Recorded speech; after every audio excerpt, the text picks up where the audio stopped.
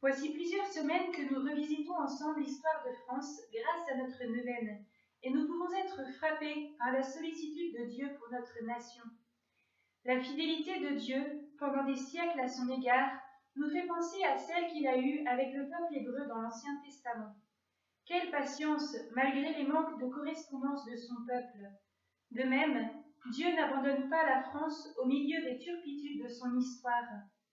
Les 2 siècles que nous allons parcourir cette semaine, le XVIe et le XVIIe, vont confirmer encore cela. Admirons d'abord l'action de Dieu à cette époque. Comment ne pas mentionner, en premier lieu, les si importantes révélations du cœur de Jésus à Paray-le-Monial, que nous approfondirons vendredi prochain. Elles ont permis d'enrichir la liturgie de l'Église catholique, de la fête du Sacré-Cœur. Les apparitions mariales de cette époque sont également capitales pour notre pays, notamment celle de Notre-Dame de Grâce à Cotignac en 1519, qui aura une particulière importance puisqu'elle conduira au vœu de Louis XIII et à la consécration de la France à Notre-Dame. Un peu plus tôt, en 1510, elle apparaissait déjà à Garaison près de Lourdes, et au siècle suivant, Olos, près de Gap, à partir de 1664. Enfin, même si elles sont moins connues, n'oublions pas non plus les apparitions de Saint Joseph à Cotignac en 1660 et celles de Sainte Anne en Bretagne en 1623-1624. Comment ne pas être dans l'admiration devant tant de prévenance divine? Qu'en est-il de la réponse des hommes? Nous le savons, Louis XIII a répondu en 1638 en consacrant solennellement la France à Marie. En 1652, Anne d'Autriche, alors que la Fronde conduisait la France au chaos, instaure la messe des premiers mardis du mois en l'honneur de Saint Michel pour la sécurité et la prospérité de la France. Elle fut exaucée. Malheureusement, la France de cette époque aura aussi ses zones d'ombre. Beaucoup vont se laisser entraîner par la réforme protestante et par ses conséquences politiques, qu'ont été les guerres de religion. Louis XIV ne sera pas le saint roi dont la France avait besoin et ne répondra pas aux demandes de Jésus à Paray-le-Monial. Cela aura des conséquences durables, comme nous le verrons la semaine prochaine en particulier.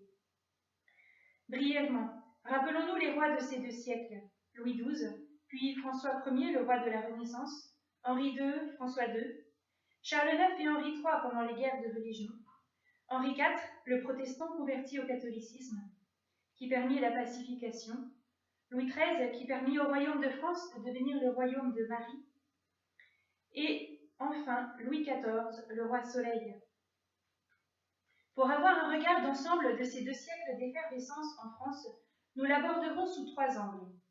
Le protestantisme et ses conséquences, le Concile de Trente et ses répercussions, enfin les erreurs et controverses qui ont marqué la France du XVIIe siècle. La réforme protestante est le fruit d'un long processus dû à plusieurs causes intellectuelles, historiques, culturelles, politiques et ecclésiales. En effet, les grandes découvertes à partir du XVe siècle, découvertes de l'imprimerie, des Amériques, élargissent la connaissance et permettent l'échange d'idées, ce qui conduit à remettre en cause les certitudes, d'où le début du relativisme. Au niveau intellectuel, le nominalisme des XIVe et XVe siècles aura des influences théologiques, avec le rejet de la scolastique si florissante les siècles précédents, mais qui s'essouffle. On s'attachera plus à la raison, même en théologie, au détriment de la connaissance par la révélation. On privilégiera la connaissance intuitive, ce qui conduira à l'essor de l'individualisme. L'humanisme, avec la redécouverte des richesses grecques et latines, entraînera un certain retour du paganisme et privilégiera le libre examen au détriment des autorités ecclésiales. Ce courant humaniste marque profondément le XVe siècle. Au niveau ecclésial, l'affaiblissement de l'Église, dû au grand schisme du siècle précédent, à sa richesse exposée de façon parfois démesurée, à l'affaire de la vente des indulgences et au relâchement des clercs, ont créé un climat propice à la révolte. Il est clair qu'une réforme était nécessaire, mais pas la révolte. C'est en 1517 que Luther, imprégné de toutes ces idées nouvelles, se révolte contre la papauté, puis plus tard contre l'empereur Charles Quint. Cette initiative du moine allemand, excommunié en 1521, n'aura pas de grandes répercussions en France immédiatement, mais c'est surtout les disciples de Calvin qui vont diviser non seulement l'Église en France, mais toute la société française, au point de la mettre à feu et à sang. En effet, Jean Calvin était un laïc français, qui reprendra l'essentiel de la pensée de Luther en la poussant encore plus loin, notamment en ce qui concerne l'Eucharistie, la prédestination ou l'Église, puisqu'il rejettera les ministères ordonnés, la hiérarchie et tout magistère. Ces idées vont marquer le monde francophone, bien que Calvin ait été chassé de France par François Ier en 1534 et se soit établi à Genève à partir de 1541. C'est pourtant à Paris qu'en 1559 aura lieu le synode général des Réformés, signe de la pénétration rapide de ces idées dans la société française et du nombre de ses partisans. Pourquoi le calvinisme se développa-t-il si vite en France? Le courant humaniste, comme nous l'avons vu, favorisa l'accueil de nouvelles idées. Ainsi, certains cercles, comme le groupe de Meaux, contenaient des similitudes d'idées qui avaient déjà travaillé la mentalité. De plus, le protestantisme reçut un accueil favorable chez certains grands, comme François Ier ou l'amiral de Coligny. Cependant, François Ier se rétracta après l'affaire des placards, qui humilia les catholiques et le roi lui-même. Les rois de France vont mener pour certains, comme Henri II ou Louis XIV plus tard, une politique de répression face aux protestants. Mais la succession rapide des souverains, jusqu'à Henri IV entre 1559 et 1589, favorisa l'instabilité politique et les troubles d'ordre religieux. Cela se concrétisa par des actes de vandalisme, des assassinats et même des batailles de 1562 à 1598. C'est ce qui conduisit à de véritables guerres de religion. Au nombre de 8, elles furent le théâtre d'une lutte entre trois partis. Le parti royal, le parti catholique avec la célèbre famille de Guise, et le parti huguenot avec la famille des Bourbons, dont Henri de Navarre, futur Henri IV. C'est dans ce contexte que se situe la tristement célèbre tuerie de la Saint-Barthélemy, le 24 août 1572, qui coûta la vie à de nombreux huguenots. Comme dans toute guerre, les torts sont partagés, et les protestants ont aussi à leur actif le massacre de nombreux catholiques, entre autres par le fameux baron des Adrets. À la mort d'Henri III, l'héritier du trône est Henri de Navarre, qui, pour pouvoir recevoir la couronne, va accepter d'abjurer sa foi protestante. Paris vaut bien une messe, aurait-il dit. Toujours est-il qu'une fois devenu roi, il va établir le principe du pluralisme religieux en France avec l'édit de Nantes en 1598. Il en résultera une certaine pacification, mais cela ne suffira pas pour une unité profonde de la société française, ni pour faire disparaître les tensions confessionnelles. Pour en finir, Louis XIV tentera de supprimer l'influence des protestants en abrogeant l'édit de Nantes par l'édit de Fontainebleau en 1685. Cependant, il ne sera pas facile de faire revenir à l'Église catholique les régions conquises au protestantisme, à l'instar de l'Alsace ou des Cévennes. Finalement, comment la France va-t-elle demeurer catholique? Grâce au renouveau spirituel de la contre-réforme catholique, qui suscitera de nombreux saints. Nous avons évoqué les dérives du clergé à cette époque, mais il ne faut pas oublier tous les prêtres fidèles et généreux. Un grand événement de l'Église se déroula en Italie entre 1545 et 1563, le Concile de Trente. Même si aucun évêque français n'y participa, et s'il faudra attendre presque un siècle pour qu'il soit appliqué au royaume de France, l'élan spirituel suscité dans l'Église se communiquera très vite chez nous par l'action de nombreux saints. L'esprit gallican, c'est-à-dire la volonté, tant au niveau politique qu'ecclésial, de limiter le pouvoir du pape sur l'Église de France, a sans doute retardé la mise en application des décrets du Concile de Trente au Royaume de France. Déjà en germe au XIVe siècle, cet esprit d'indépendance de la part des rois français s'accentua avec le temps. Le roi François Ier, par exemple, avait conclu un concordat avec le pape Léon X en 1516, qui stipulait que le roi nommerait les évêques et les abbés. Le roi détenait ainsi un réel pouvoir sur l'Église, qu'il exerça même parfois contre l'Église, en faisant alliance avec les protestants et même aussi avec les Turcs.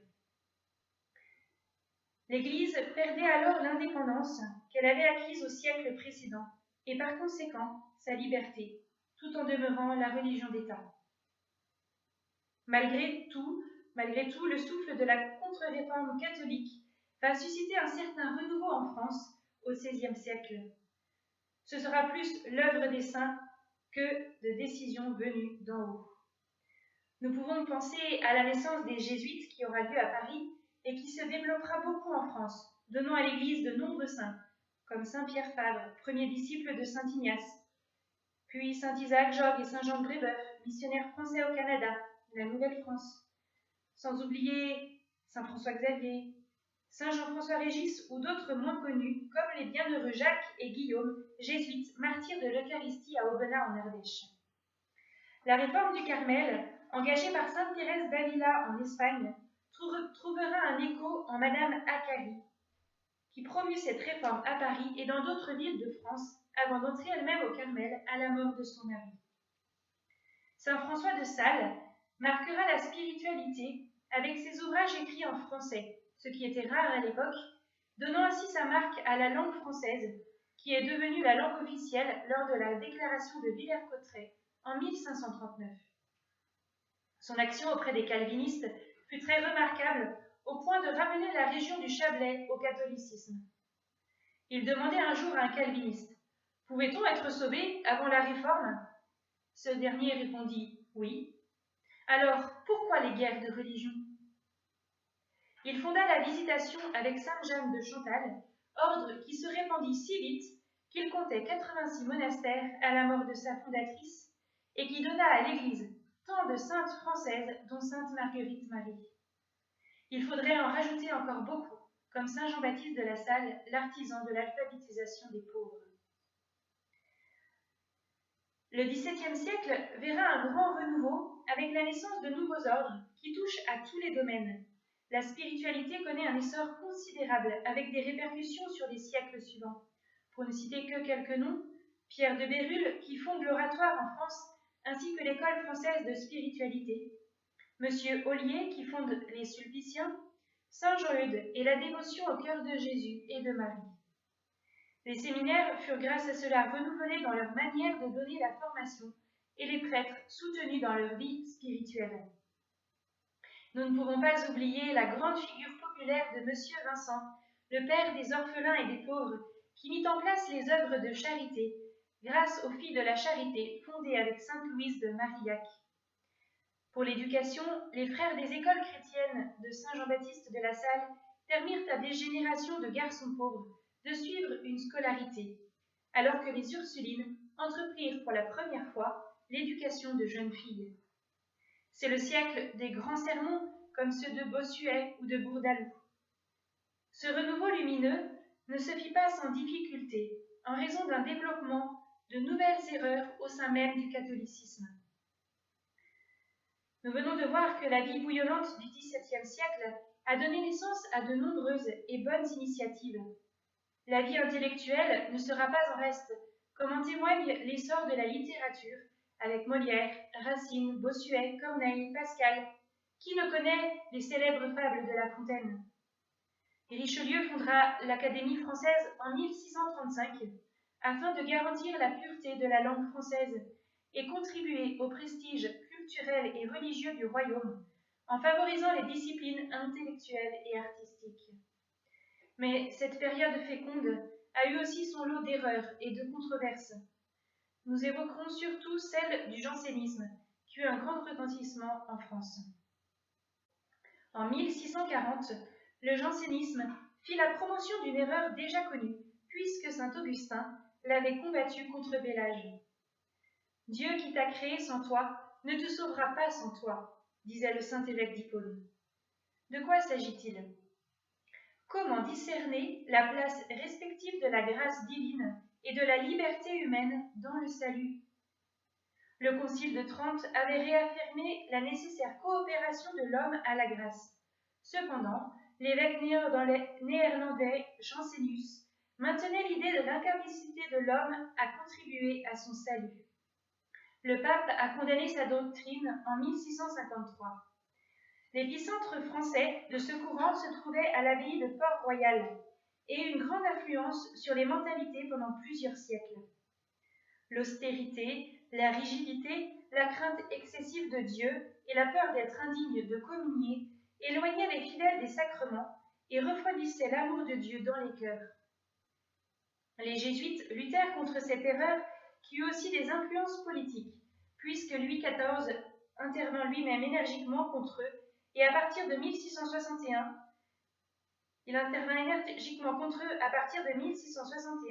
en faisant séquestrer les moniales de Port-Royal, dont l'abbaye sera finalement rasée en 1711. Mais c'est surtout en se révélant à Paray-le-Monial que Jésus donnera le meilleur moyen de répondre à cette doctrine en ranimant l'amour de Dieu dans les cœurs. Voici ce cœur qui a tant aimé les hommes et qui en reçoit en retour qu'ingratitude. Comment rester indifférent devant tant d'amour de Dieu à notre égard? Les moyens spirituels sont simples et efficaces.